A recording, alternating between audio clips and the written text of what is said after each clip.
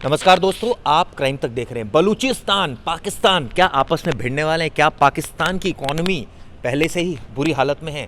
ICC का final भी वहाँ नहीं हुआ, इकोनॉमी की भी बुरी हालत है। क्या अंदरूनी लड़ाई शुरू हो जाएगी? हम सब ने देखा, बलूचिस्तान ने हाईजैक कर लिया ट्रेन को और उसके बाद अभी भी कई लोग बंधक बने हुए हैं। एक ताज़ा तस्वीर भी सामने है जिसमें जो ट्रेन जा रही है और ब्लास्ट हो रहा है। प्रवेश, बिल्कुल, ये तो पाकिस्तान, ये कहते हैं ना कि आप तो वैसे ही दबे हुए और दबा दिया गया। हाँ। और देखिए, बलूच लिबरल आर्मी की बहुत पहले से ये था कि वो पाकिस्तान की सेना का इंटरफेयर पसंद नहीं कर रही थी। वो तो अपने लिए अलग देश की मांग कर रहे थे और ज़बरदस्ती पाकिस्तान, ऐसा कहा जाता है कि पाकिस्तान आईएसआई के थ्रू वहाँ आतंकवाद को फैला रहा था, वहाँ निर्दोष लोगों को मारे जा रहे थे, जिसको लेकर बलूच लोग बहुत ही ज़्यादा हिंसक हो गए। उन्होंने बोला कि अब हमें अपना हक खुद लेना पड़ेगा, जिसको लेकर बहुत दिनों से लड़ाई चल रही थी। चिराग जी, वहाँ के जो लड़ाके थे, जो बीएलए के, वो इनके खिलाफ ही थे। अब देखिए शुरुआत कहाँ से होती है। इन्होंने आईएसआई की एंट्री करवाई, आईएसआई की एंट्री कराई और वहाँ निर्दोष बहुत सारे बलूची लोगों की हत्या हुई, जिसके बाद से ये एग्रेसिव हो गए। ये बोले कि हम भी आपको जवाब देंगे, और जवाब का सीधा तरीका था कि बहुत सारे बलूची जो फाइटर्स थे वो इनकी जेल में बंद थे, पाकिस्तान की जेल में, और पाकिस्तान उन्हें टॉर्चर कर रहा था, पाकिस्तान के सैन्य लोग उन्हें टॉर्चर कर रहे थे। इन्होंने प्लान किया, आपको पता है जो पूरे जो ट्रेन में एक आर्मी का बड़ा ही सीनियर पोस्ट का आदमी भी बैठा था, जिस एसी बोगी में, जो कि इनका टारगेट था, मेन टारगेट वही था। इन्होंने ब्लास्ट किया प्रॉपर। जब टनल से ट्रेन बाहर निकली तो इन्होंने प्रॉपर ब्लास्ट किया। ब्लास्ट करने के बाद इन्होंने पूरी ट्रेन की घेराबंदी कर दी और इन्होंने एक तरह से हाईजैक कर लिया। लेकिन पाकिस्तानी सरकार और वहाँ के लोग वो अभी तक इंफॉर्मेशन नहीं देना चाह रहे थे। उन्होंने तो इसकी बात की पुष्टि तक नहीं की। ये लेकिन प्रवेश, बताया, सवाल ये उठता है कि अगर दो देशों का मामला इसको कहा जाए या नहीं कहा जाए, क्योंकि पाकिस्तान तो कहता है तो हमारा ही पार्ट है। नहीं, ये वो कुछ भी कहे पार्ट है, लेकिन वहाँ के लोग तो उसको अपना पार्ट नहीं मानते। और वो आज तो मैं जो पाकिस्तानी पत्रकारों से बात कर रहा था वो कह रहा था आप खालिस्तान को अपना मानते हो क्या, तो इसलिए वो हमारा एंटी है, हम बलूचिस्तान को अपना अंग मानते हैं। अब बलूचिस्तान के लोग उनको अपना अंग नहीं मानते, पाकिस्तान को अपना अंग नहीं मानते। जिस तरह से पाकिस्तान नरसंहार करा रहा है वहाँ, जिस तरह से पाकिस्तानी मिलिट्री का इन्फिल्ट्रेशन बढ़ रहा है वहाँ, इतना ह्यूमन राइट्स का वायलेशन हो रहा है, वहाँ के लोग चाहते हैं कि हम वहाँ से अलग हो। हद से ज़्यादा अगर आप वहाँ की रिपोर्ट्स पढ़ेंगे तो इतना ज़्यादा ह्यूमन राइट्स का वायलेशन हुआ है जितना कहीं नहीं हुआ है। आपको पता है, हिलेरी क्लिंटन ने जब पाकिस्तान के बारे में वो जब बात करी थी तो उन्होंने एक चीज़ कही थी बहुत पहले। उन्होंने कहा था कि अगर आप सांप को पालोगे तो सांप आपको एक दिन डसेगा।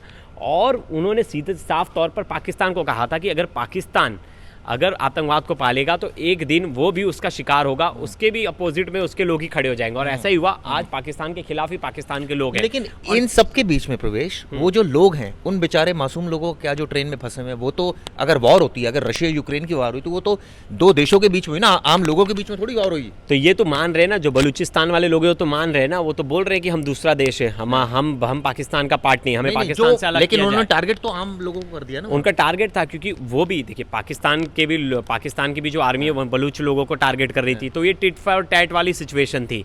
ये तो देखिए, किसी भी मासूम की हत्या होना या किसी भी मासूम का खून निकलना वो तो गलत है, वो कि उसके लिए कोई वो नहीं बनी है चीज़ें। लेकिन जब दोनों ही लोग आमने सामने खड़े जंग वाले मैदान में, वहाँ जंग वाला सिचुएशन ही है जब खड़े, ऐसे में तो बहुत मुश्किल है। आपको पता है जो टेरर कंट्रीज़ है उसमें दूसरे नंबर पे पाकिस्तान का नंबर आता है, मतलब टेरराइज्ड कंट्री। मतलब आप सोचिए, पाकिस्तान एक समय में, पाकिस्तान ने कांधार कांड इतना कुछ हाईजैक कराया था, आज पाकिस्तान उन सब का शिकार खुद बन रहा है। सवाल ये उठता है कि बलूचिस्तान के बारे में भी तो कहा जाता है कि उसको यूएस और दूसरी कंट्रीज़ ने आतंकवादी जो बीएलए है उसको घोषित किया हुआ है।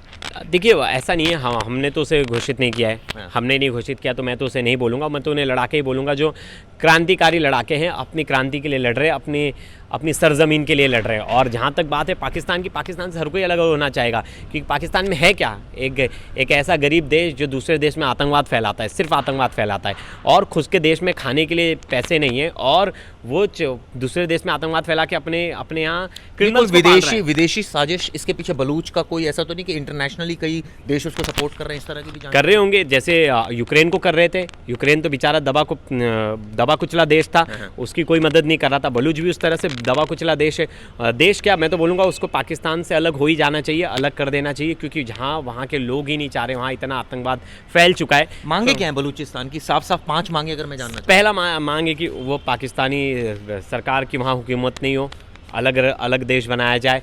वहाँ इन्फिल्ट्रेशन ना हो पाकिस्तानी आर्मी की, यूएन उन्हें संरक्षण दे।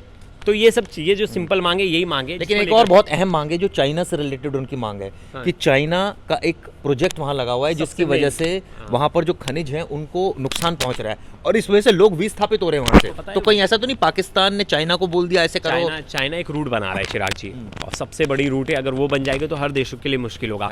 अब उसमें क्या, ये लोग बलूच के लोग वहाँ उसको प्रोटेस्ट कर रहे हैं, वो नहीं चाहते कि वो वहाँ से बने, वो वहाँ इन्फिल्ट्रेट करे। अब जो चाइना है वो पाकिस्तान को फंडिंग करता है, पैसा अच्छी खासी दे रहा है, अच्छी मदद कर रहा है, उसको भेजा हुआ है, आर्थिक तौर पे मदद कर रहा है। तो अब क्या हो गया, जब वहाँ के लोग प्रोटेस्ट करने लगे तो पाकिस्तान को लगा यार ये तो हमारे लोग हैं, हमारे लोग चाइना का विरोध कर रहे हैं, चाइना हमें पैसा देना बंद कर देगा। इन्होंने अपने लोगों के खिलाफ ही जंग छेड़ दी, इन्होंने आईएसआई को एक्टिव कर दिया। वहाँ आईएसआई वहाँ निर्दोष लोगों को मार रहे घर में घुस के।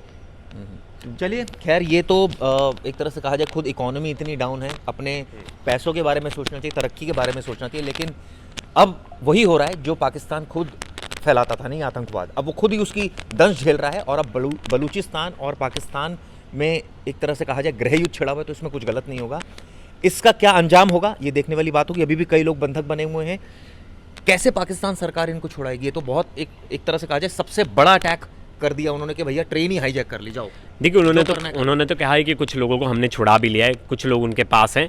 देखिए वो तो बलूचिस्तान तो कह रहा है कि गलत बोल रहे हो। हाँ, वो बोल रहे हैं कि वो तो कह रहे हैं हमने मार दिए। उन्होंने तो बोला कि हमने मार दिए हैं, और उन्होंने कुछ लोगों को हॉस्टाइल बनाया, जो एक रिपोर्ट आ रही है वहाँ की पाकिस्तानी कि उन्होंने कुछ लोगों को हॉस्टाइल तभी बनाया जाता है जब कोई मांग रखी जाती है। तो बहुत सारे बलूच नेता इस वक्त पाकिस्तान की जेल में बंद है। तो जो साफ तौर पर देखा गया, जब कोई भी हाईजैक होता है तो उसका मेन मकसद पैसा या कोई चीज़ नहीं होती, उसका मेन मकसद होता है किसी को छुड़ाना। तो इनका भी मकसद यही हो सकता है कि इनके जो पाकिस्तान बलूच लिबरल आर्मी के जो लोग उनके जेल में बंद है, बस उन्हीं को छुड़ाना है, और इसी मकसद से ये उनका मैसेज देना हो। तो उनका सिंपल मैसेज था, अगर पाकिस्तानी आर्मी इन्फिल्ट्रेट करेगी बलूचिस्तान में तो इसी इंडिया का क्या स्टैंड होगा इन सब चीज़ों को देखकर? मुझे लगता है इंडिया बहुत पहले भी बलूचिस्तान को सपोर्ट कर चुका है और बलूचिस्तान की बात कर चुका है। बलूचिस्तान को लेकर हमारा सॉफ्ट कॉर्नर है और वहाँ के निर्दोष लोग मारे जा रहे हैं, निर्दोष लोगों पर अत्याचार कर रहा है पाकिस्तान। तो एक तरह से पाकिस्तान से उसे छुटकारा मिलना चाहिए। चलिए देखते हैं आगे आने वाले वक्त में क्या होगा, क्योंकि ट्रेन को हाईजैक कर रखा है, ये अपने आप में बड़ी बात है और सबसे बड़ा अटैक बीएलए ने किया है। ऐसे में क्या पाकिस्तान के लिए सेटबैक होगा, क्या वो अपने लोगों को छुड़ा पाएगा, नहीं देखने वाली बात होगी। वीडियो कैसे लगी ज़रूर बताइएगा।